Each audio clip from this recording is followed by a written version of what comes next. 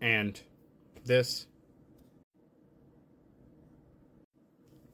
The first article there I saw was for Mazda. If you didn't catch that, Mazda is no longer going to be producing for the U.S. in the U.S. And the second one is Subaru, which will be focusing more for to work for the Canadian market and Japanese market. They're not interested in the U.S. market anymore because of tariffs, directly because of tariffs. No other reason but tariffs. They're just not going to produce here anymore. Additionally, can't blame them. Americans don't have the money to buy these anymore. A lot more people having to buy used because they can't afford brand new. But the tariffs are just the final nail in the coffin for these auto manufacturers. And I know, because I've seen the responses, some people have been like, I don't care. I don't buy Subaru. I don't care. I don't buy Mazda. I don't like Mazda. But those are jobs, right? Subaru had production in Indiana, from what the article's saying. That's jobs gone. They're gone. Those are American jobs gone. So, the orange man controlling things has destroyed jobs, American jobs, that are probably not going to come back.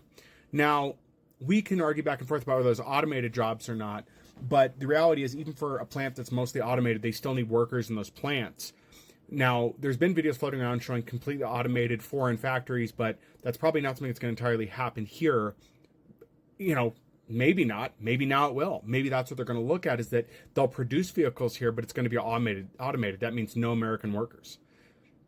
I don't know. Pardon me. I don't know how many jobs there are for Subaru here in the United States for manufacturing, but those are gone now. And same for, Mazda. Any jobs that were here, those are going to be gone now. Those are destroyed. And we know historically, once auto manufacturing jobs are gone, they don't come back. That's it. Once those jobs are gone, they are gone.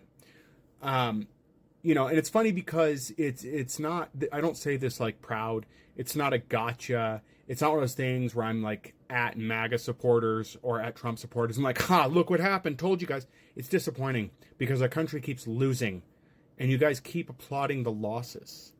You keep applauding the losses. And then when it's too late, you're going to be like, hey, wait, what's happening? And it's going to be too late. This is just two automakers. Who knows who's next? A lot of you that don't think is a problem because these are foreign cars don't seem to realize that a lot of the parts you get for American cars come from places like Mexico. Ford is an example of that. Some of their parts are manufactured in Mexico and then shipped here. They don't make everything here. They don't make a lot. I know off the top of my head from multiple American cars that you guys think are all American, Ford, Chevy, so you think the alternators are made here. A lot of them alternators are stamped made in China or made in Mexico. So that's one part, but there's other parts that just aren't made here. We aren't manufacturing a lot of our parts anymore. They're made elsewhere and they come here. So your all-American vehicle is more than likely mostly made from foreign parts, but assembled here. Assembled in America would be a better way of looking at things, a better way of seeing it, but you guys don't want to. But yeah, I mean, that's I buy Toyotas. I've had Toyotas in my life. They last a long time, better than a lot of the trucks I've seen people drive. But I know my car was assembled partially here with parts from other countries. And based on your VIN, you can kind of tell where your car was made. But anyway, that's going too far into it. But this is the cost of what's happening. And it's going to continue to get worse. More companies will leave. More companies that were doing business here will altogether pack up and leave and not come back. And this is on the heels of stories showing we're getting empty shipping containers from China. They're sending empty shipping containers with nothing in them. So this is where it starts to get even worse. And if you know someone who's a Trump supporter that wants to complain about things and they get laid off from their job at auto manufacturing, don't listen to them. Just remind them that they did this to themselves and just go along with your life.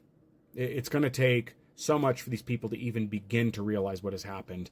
And I just don't have the energy anymore to feel sympathetic for them or to tell them and try to explain to them what they don't know, because they just get arrogant about it and belligerent. I don't have the energy anymore. So anyway, just be aware that this is happening. The cost on what's left is probably going to go up. Auto dealers are going to try to gouge where they can now because they're going to be losing that business. Who knows? This could have a ripple effect where Subaru dealerships and Mazda dealerships start having an issue because these vehicles aren't going to be produced here anymore.